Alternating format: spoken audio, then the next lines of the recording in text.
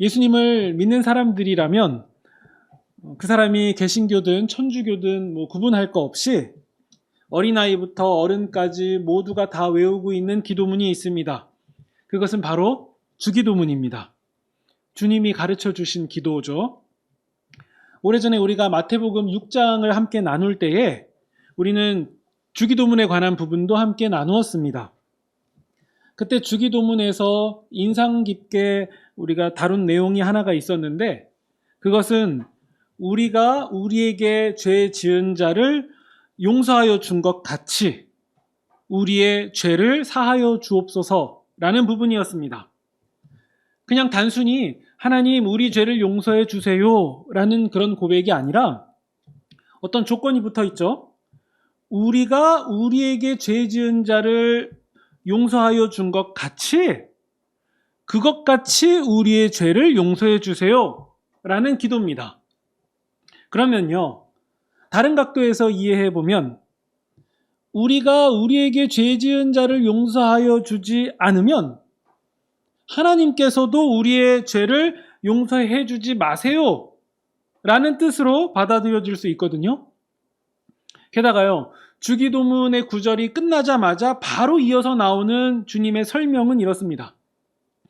너희가 사람의 잘못을 용서하면 너희 하늘 아버지께서도 너희 잘못을 용서하신다.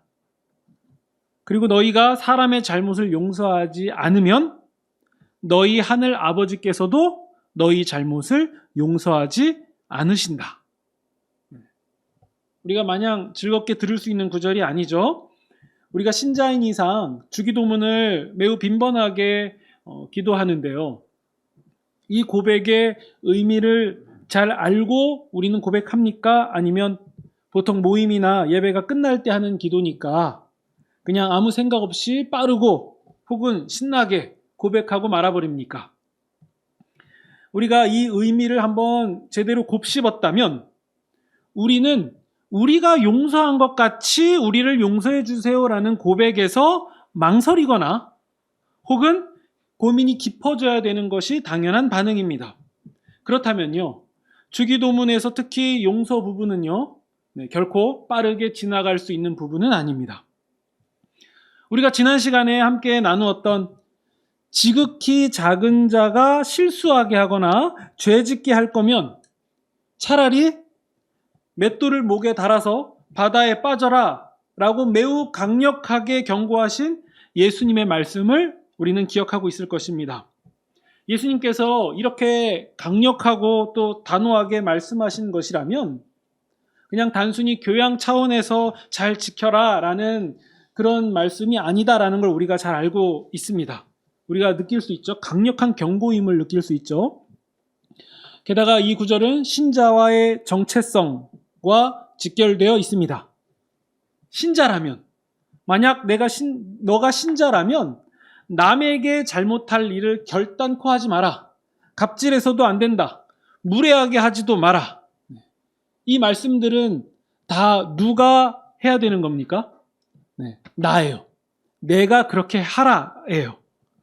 그리고 내가 남에게 지극히 작은 자들에게까지 누가요? 내가 그렇게 하라는 거예요. 내가 그렇게 해라.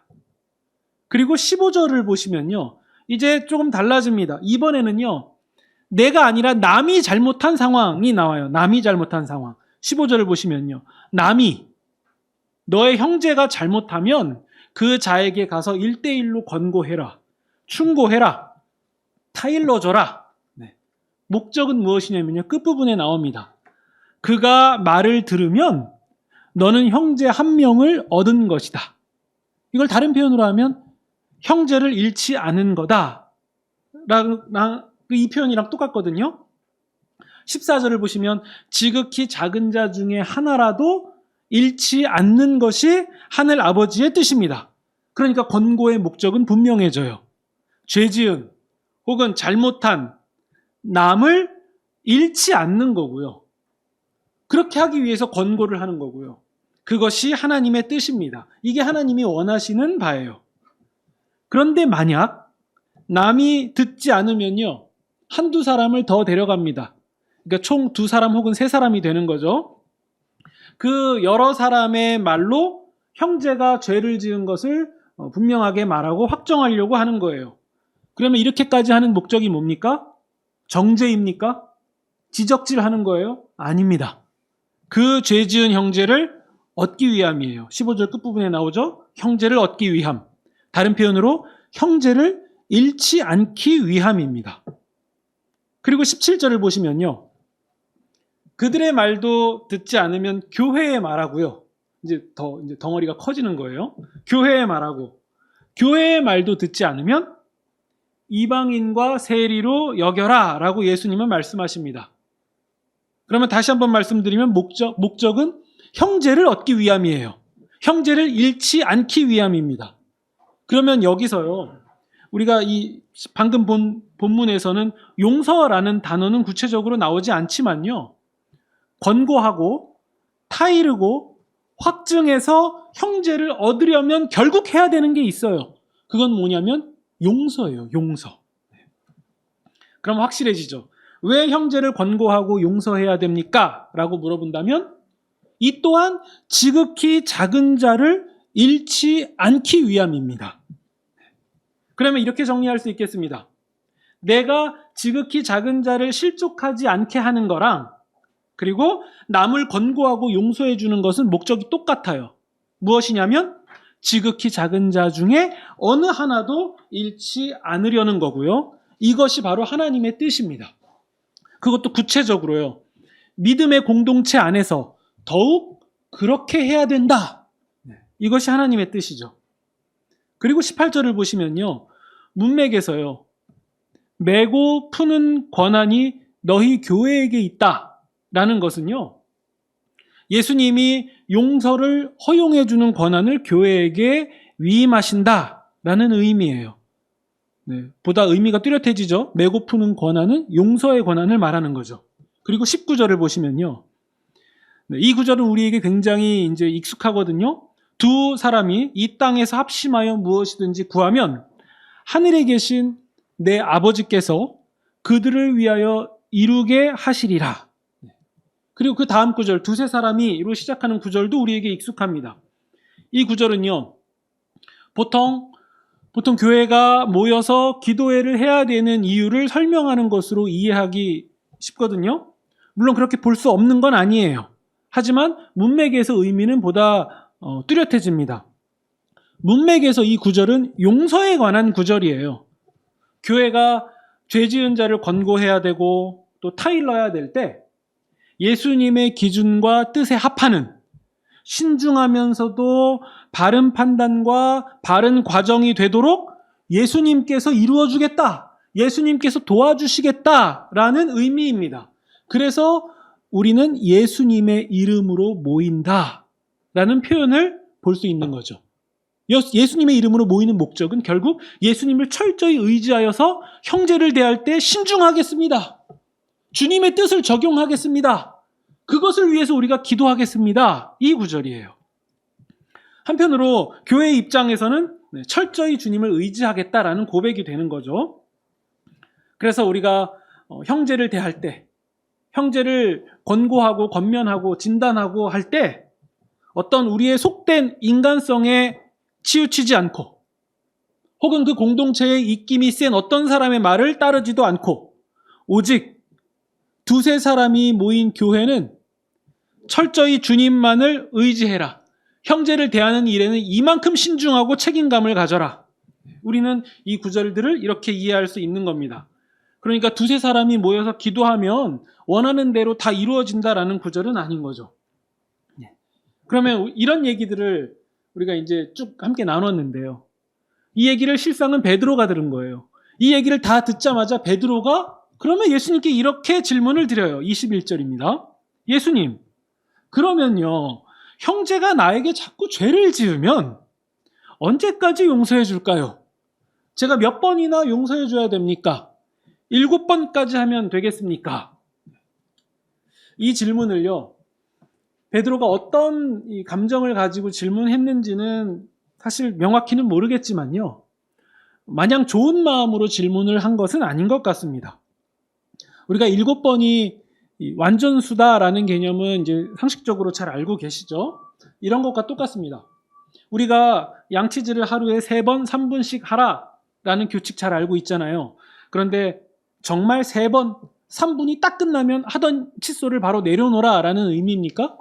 네, 그건 아니죠. 3번, 3분 양치질을 하라라는 얘기는요. 정말 충분하게 구석구석 닦으라라는 의미인 거죠. 그러니까 충분하게 못 닦았으면 5분 닦을 수도 있는 거고 10분 닦을 수도 있는 거예요. 그 의미가 3이라는 숫자에 들어있는 거죠.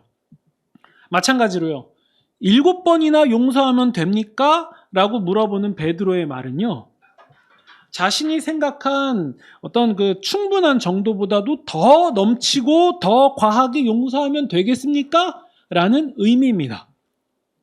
이 정도로 베드로가 얘기했으면 베드로는 예수님께 어떤 대답을 기대했겠습니까? 그래. 7번 정도 하면 충분하지. 이런 대답을 아마 기대했을지 모릅니다. 하지만 예수님의 말씀은 달랐습니다. 22절을 보시면요. 7번뿐이 아니라 7번을 70번까지라도 해라. 라고 말씀하세요. 그러니까 베드로가 아주 충분하고 넉넉하게 생각한 7번도 부족하다는 얘기예요. 더 해야 된다는 거예요.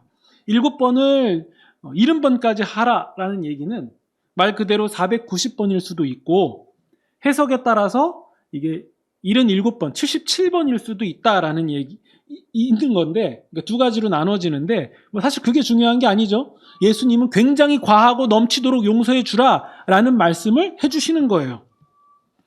네, 왜냐면요.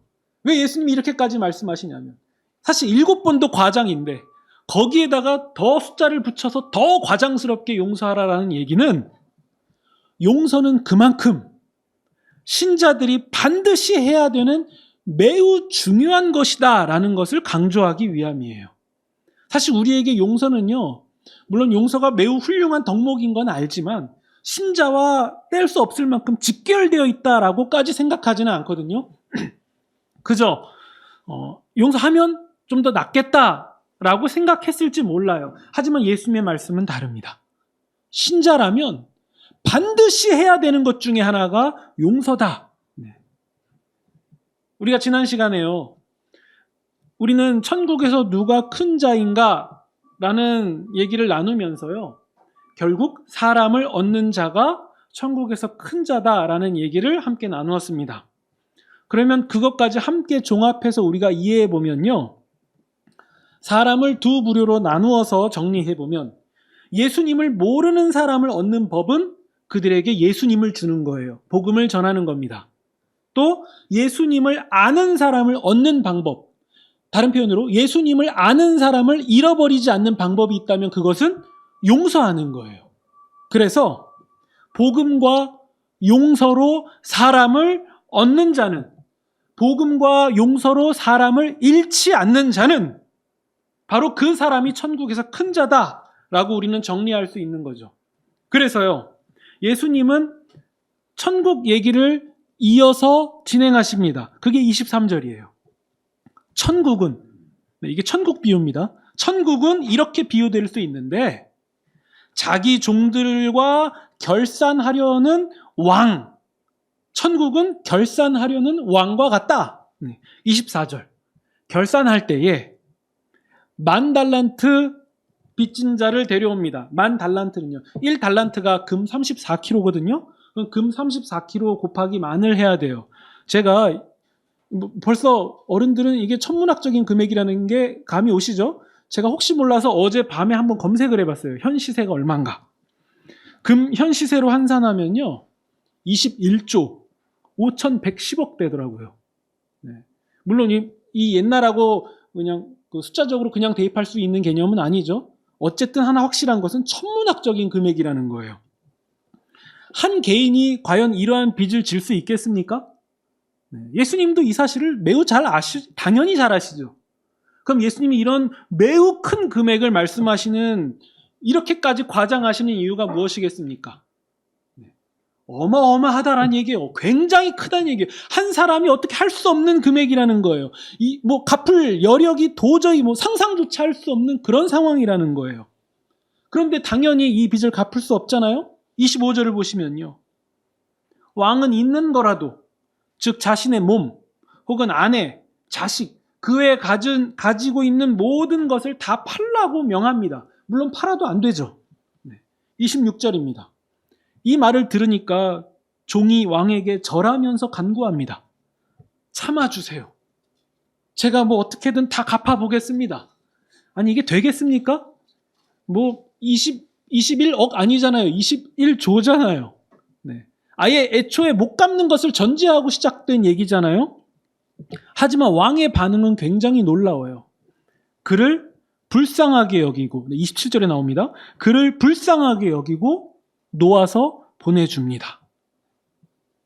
여러분, 우리는요, 얼마 정도 빚진 사람을 그냥 보내줄 수 있습니까? 일단 저 같은 경우에는 마음이 작기 때문에 5천 원 정도는 그냥 보내줄 수 있어요. 하지만 10,000원은 안 돼요. 전 5천 원까지는 보내줄 수 있어요. 그러면요, 이게 설명은 조금 이상하지만 21조를 5천 원처럼 여기시는 분이라고 하면 이게 뭐 맞는 비유가 좀 될까요? 네. 그 왕은 누구십니까? 네. 하나님을 제자들이 이해할 수 있도록 예수님께서 하나님을 그렇게 표현해 주신 거예요. 그러니까 빚이 사실 죄를 의미하고 있는 거죠. 무한한 용서가 가능하신 분, 무한한 용서를 우리에게 베푸시는 분, 그것이 가능하신 분, 그분이 바로 하늘에 계신 우리 하나님 아버지시다. 이 얘기를 하고 있는 겁니다. 그러면요, 그 큰 금액을 빚진 자는 누굽니까? 네, 나예요. 우리입니다. 우리가 하나님 아버지께로부터 우리가 어떻게 헤아릴 수도 없고 갚을 수도 없는 그 죄를 하나님께로부터 용서받았다, 탕감받았다. 네, 그 얘기를 하고 있는 거예요. 네, 얘기는 여기서 끝이 아닙니다. 28절을 보시면요. 그 탕감받은 종이 이제 자유의 몸이 됐죠. 그 자유의 몸으로 가다가 한 사람을 만나요. 그 사람은 자기에게 100데나리온을 빚진 자예요. 데나리온은 한 사람의 하루치 품삯이에요. 그럼 100데나리온이라고 하면 우리 현대인 기준으로 따지면 4개월 혹은 5개월치의 월급 정도로 이해하시면 될 것 같습니다. 이 빚을 지은 사람을 만나요. 그래서 그 사람에게 어떻게 합니까? 첫 번째 붙듭니다. 두 번째 멱살을 잡고 세 번째 호통을 치죠. 빚 갚아라. 네. 29절입니다. 빚진 자는 어떻게 합니까? 네. 참아주세요. 다 갚겠습니다. 이 구절 방금 봤죠? 21조를 빚진 자가 했던 말과 똑같은 말을 하고 있죠? 네. 30절입니다. 하지만 21조 탕감받은 자는 어떻게 합니까? 그 사람이 빚을 갚을 때까지 옥에 가둬버립니다. 31절이에요. 동료들이 이를 보고 안타깝게 여깁니다. 왕에게 이러한 상황들을 다 얘기해줘요. 32절입니다. 왕은 그 얘기를 다 듣고 자신이 탕감해준 그 사람을 다시 불러요. 그리고 이렇게 말합니다. 이 악한 종아, 너가 빌기에 내가 너의 빚을 모두 탕감해줬다. 33절입니다. 그러면 내가 너를 불쌍히 여긴 것처럼 너도 네 동료를 불쌍하게 여겨야 되는 거 아니냐? 34절입니다. 화가 난 주인은 그를 옥졸들에게 넘겨서 가둬버립니다. 이 말씀의 교훈이 무엇이겠습니까? 첫 번째, 천국은 용서하시는 왕과 같다. 두 번째, 그 용서하시는 왕의 나라에 들어가는 사람은 하나님께 탕감받은, 죄사함 받은 자들이다. 세 번째, 그 죄사함을 받은 자는 자신과 똑같이 긍휼이 필요한 사람들을 용서해 주어야 된다. 이 세 가지로 정리할 수 있죠. 왜죠? 신자가 하는 용서는 하나님이 베푸신 용서에 대한 올바른 반응이기 때문에 그렇습니다. 사실요, 용서하라라는 얘기는요, 제가 용서 얘기를 계속 하면 할수록 여러분 표정이 그렇게 좋지만은 않습니다. 사실 용서하라라는 얘기가 우리에게 즐거운 얘기가 될 수는 없거든요. 하지만요, 이 용서를 명하시는 예수님의 말씀을 가만히 곱씹어 보면요, 가만히 뜯어보면 우리는 매우 놀라운 사실을 하나 발견할 수 있습니다. 왜 용서해야 됩니까? 하나님이 용서하셨으니까요. 하나님이 베풀어 주시는 은혜가 용서잖아요. 그러면 그 은혜를 입은 우리에게 너도 용서하라라는 말씀은 무슨 의미겠습니까? 곧 우리로 하여금 하나님이 하실 일을 네가 해라라는 얘기예요. 더 다른 방향으로 다르게 얘기하면요, 너는 하나님 같은 사람이 됐어. 너는 죄사함을 받은 하나님 같은 사람이 됐어. 그럼 너는 뭘 해야 되니? 하나님이 하는 일을 너도 해. 이걸 요구하시는 거죠. 그러면 이미 우리는 요구받은 것만 생각하지만요, 사실 깔고 보면 하나님은 우리를 하나님과 같은 사람으로 인정하고 바라보고 계신 거예요. 그러니까 네가 용서해야 되는 거야. 네. 그러면 용서하는 나는 누굽니까? 하나님과 같은 사람. 하나님의 통치 대행자인 거죠. 하나님이 우리를 그렇게 불러주셨습니다. 그렇다면 용서는 특권이다라고 우리는 이해할 수 있는 거죠. 이것은 세상의 이해와는 전혀 다른 거예요. 우리 창세기를 보시다 보면요, 하나님을 완전히 등 돌리고 떠난 사람, 가인, 우리는 잘 알고 있죠. 그 가인의 자손 라멕은요, 이런 얘기를 합니다. 창세기 4장에 나오거든요. 가인을 해친 벌로는 7배의 보복을 받는다면 나 라멕을 해치는 자는 77배, 77배의 벌을 받게 될 거다. 이게 하나님을 떠난 세상의 법인 거예요. 하나님을 떠난 정점에 서 있는 자가 외친 고백, 77배 보복할 거다. 하지만 예수님은 우리가 나눈 본문에서는 뭐라고 말씀하셨죠? 그게 아니다. 77번이라도, 77번이라도 용서해 주어라. 예수님이 전혀 다른 얘기를 하고 계신 거예요. 이 마태복음이 구약과 직결되어 있다는 거 우리 함께 말씀 나누면서 계속 반복했죠? 예수님은 어쩌면 그 부분을 언급하신 걸지도 모릅니다. 하나님을 떠난 자는 그렇게 말했지만 우리는 하나님과 같은 자이기 때문에 그것이 완전히 뒤집어져야 돼. 77번이라도 용서해 주어라. 어쩌면 예수님이 왜 7번을 넘어서 77까지, 7번을 70번까지라고 말씀하셨는지 이제는 어느 정도 알 수 있을 것 같습니다. 그러면 우리는 주기도문 얘기를 다시 해봐야 되겠습니다. 사실요, 우리가 우리에게 죄 지은 자를 용서하여 준 것 같이 우리의 죄를 용서받겠다라는 것은요, 사실 우리가 조건부로 먼저 용서를 해야 하나님께 용서를 받는다라는 말씀보다도 먼저 앞서는 개념이 있었다는 거예요. 그건 뭐냐면 하나님의 무한하신 용서, 하나님의 아들을 십자가의 제물로 삼으신 하나님의 무한하신 용서가 먼저였다라는 사실이에요. 이 용서를 우리가 받았기 때문에 이것을 우리가 체감할 수 있는 말로 바꾸자면 1만 달란트 빚진 것, 1만 달란트와 같은 천문학적인 죄를 하나님께로부터 탕감받았기 때문에, 그래서 그 사실의 올바른 반응으로 우리가 사람을 용서해 줄 수 있다는 거예요. 그래서 우리가 사람을 용서하겠습니다. 우리가 사람을 용서하지 않으면 우리는 하나님의 용서를 모르는 사람입니다. 라고 주기도문과 같이 고백하게 되는 거죠.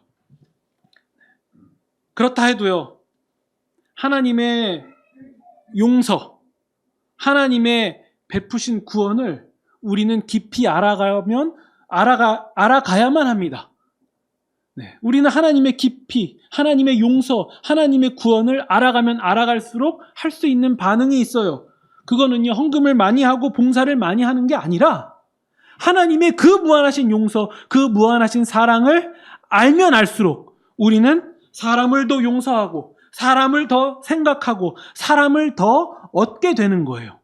이것이 바로 예수님의 말씀과 일치하는 올바른 반응입니다. 그러면서요, 우리가 동시에 기억해야 될 것이 있습니다. 그것은 용서 이전의 일이에요. 용서 이전에 우리가 지난 시간에 나누었던 예수님의 말씀처럼 내가 남을 실족하게 해서는 안 된다는 거예요. 이게 먼저입니다. 그리고 그럼에도 우리는 이걸 잘 알고 있음에도 완벽하지 않기 때문에, 우리는 한계가 있는 존재이기 때문에 이걸 완벽하게 못하죠. 때로는요, 우리가 잘 했는데도 오해를 사서 남을 실족하게 하는 경우도 있잖아요. 그리고 남도 마찬가지예요. 남도 나처럼 상대방을 실족시키고 싶었겠습니까? 아니죠. 안 하려고 노력했겠죠. 사람은 다 똑같습니다. 하지만요, 내가 완벽하지 못한 것처럼 남도 완벽하지 못해요. 그래서 실족하는 일이 불가피하게 일어날 수도 있습니다. 그래서 예수님이 말씀하신 것이 용서입니다. 나와 너가 완벽하지 못한 것을 채워주는 것. 그게 바로 용서고요. 그래서 우리는 서로를 용납하고 이해하고 용서하면 용서할수록 우리는 하나님을 더욱 닮아가게 되는 겁니다. 물론 그럼에도 용서는 여전히 쉽지 않아요. 용서가 어려운 이유 중에 하나는요, 나에게 사랑이 없고 긍휼이 없기 때문에 어려운 거죠. 하지만요, 이걸 반대로 이해해 보세요. 우리가요, 아기들을 바라볼 때, 유아들을 바라볼 때는요, 걔네들이 나에게 어떠한 실수나 잘못을 한다 해도 우리는 이미 용서해주고 이미 받아줄 마음이 준비되어 있습니다. 왜 그러냐면요, 우리는 그 대상들, 유아들과 아기들을 바라볼 때 이미 사랑의 마음, 이미 긍휼의 마음, 예뻐하는 마음이 우리 가운데 충만하기 때문에 우리는 그게 가능한 거죠. 그렇다면 용서라는 것은 전혀 불가능한 영역에만 있는 게 아니에요. 가능성을 우리는 보고 있는 거죠. 우리가 아이들을 바라보듯이 우리가 사람을 차츰차츰 그렇게 바라보고 불쌍하게 여기고 안타깝게 바라본다면, 아, 저 사람은 그만큼의 수준이 못 돼서 그런 거구나. 아직 여전히 소양이 안 된 거구나. 아직 더 성장해야 되기 때문에 저런 모습이 있구나. 라고 우리가 이해하기 시작한다면, 불쌍하게 바라본다면, 우리는 점차 예수님의 눈으로 사람을 바라보기 시작하게 되는 거고요. 그 예수님의 눈으로 사람을 바라본다면 가장 먼저 달라지는 것이 긍휼이고요. 그 긍휼은 반드시 용서를 낳게 되어 있습니다. 그러니까 나는 못해 라고 애초에 문을 닫지 마시고, 나는 그래도 가능성이 있었구나, 조금이라도 갖고 있었구나, 이렇게 접근하고 시작한다면 우리는 다른 결과를 맞이하게 될 수 있을 것입니다. 이제 한 가지를 더 말씀드리면 보다 온전한 결론이 될 것 같습니다. 그럼에도요, 이 용서라는 말, 그 자체에 매우 불편함을 느끼시는 분이 계실 겁니다. 피해를 입은 것이 크면 클수록, 입은 상처가 크면 클수록 당연히 용서를 생각하는 일 자체가요, 매우 고통스러울 수가 있어요. 하지만요, 그건 용서를 어쩌면 오해해서 느끼는 아픔일 수도 있겠습니다. 성경이 말하는 용서는요, 아무 대가 없는 용서만을 말하는 게 아니에요. 하나님께서 용서를 명하셨다고 해서요, 그 사람이 저지른 죄의 대가, 죄의 책임까지 없었던 일로 하시겠다라는 얘기는 아닙니다. 하나님은 용서와 죄의 결과, 죄값을 구분해서 말씀하십니다. 우리 대표적으로 다윗을 생각해 보세요. 다윗은 우리아의 아내를 범한 일로 하나님 앞에서 매우 철저하게 회개합니다. 어떤 왕도 보이지 못한 그런 회개의 모습을 다윗은 보여요. 그래서 하나님은요, 그 다윗을 용서해 주셨습니다. 하지만 다윗은 그 일을 저질렀다라는 책임, 그 결과로요, 매우 고통스러운 삶을 살게 됩니다. 하나님은요, 다윗을 용서하셨고 다윗도 하나님께 용서를 받았지만 죄로 인한 결과도 함께 받아야 했습니다. 하나님은 그것까지 거두시지 않습니다. 그게 하나님의 공의예요. 그러니까 용서를 받는 것과 죄에 대한 책임을 지는 것은 다른 거예요. 구분하셔야 됩니다. 오히려요, 다윗은 자신이 범한 그 죄에 대한 결과와 책임을 지려고 했기 때문에, 그 태도를 갖고 있었기 때문에, 마음의 중심이 그러했기 때문에 하나님의 용서를 받을 수 있는 자격이 된 거죠. 그렇다면 용서는요, 자신의 죄를 뉘우치고 그에 대한 책임을 기꺼이 지려는 사람이 받을 수 있는 거예요. 그렇지 않은 자에게 주어지는 용서란 없습니다. 그렇기 때문에요, 주님이 말씀하신 용서의 한쪽 측면만을 딱 잘라서 보고서는 용서하는 것을 강요하는 것, 그것은 성경적이지 않습니다. 특히 신앙의 선생된 위치에 있는 자들이, 신앙의 스승 혹은 신앙의 조언을 해줄 수 있는 자가 이런 맥락으로 용서를 강요하는 것은 매우 조심해야 됩니다. 그것은 용서를 가장한 억압 혹은 폭력이 될 수 있습니다. 우리가 읽은 1만 달란트 빚진 자의 비유를 봐도요, 탕감을 받기 이전에 그가 엎드려 비는 부분이 있었다라는 것을 우리는 봐야 됩니다. 이것을요, 누가복음으로 보면요, 예수님이 이렇게 말씀하신 부분이 나옵니다. 회개하거든 용서하라. 그리고 성경에서 하나님의 용서는 반드시 악을 돌이키는 것을 전제로 하는 자들, 악을 돌이키는 자들에게만 하나님의 용서가 주어집니다. 하나님은 이런 자들을 기꺼이 용서하셨습니다. 그러면서 반대로 돌이키지 않는 자들에게는 하나님이 이렇게 말씀하셨습니다. 내가 어찌 너를 용서할 수 있겠냐. 요한계시록을 보시면 계시록에서 나오는 어린 양 예수님은요, 악인에게 무한한 사랑과 용서와 긍휼을 베푸시는 분으로 나타나십니까? 아니면 확실한 심판과 처벌로 순교자들의 원한 핏값을 갚아주시는 분으로 나옵니까? 후자죠. 진정 회개하지 않는 자들에게, 진정 회개하지 않은 악인에게 주어지는 용서는 존재하지 않습니다. 이것이 예수님이 계시록에서 보여주신 공의와 약속입니다.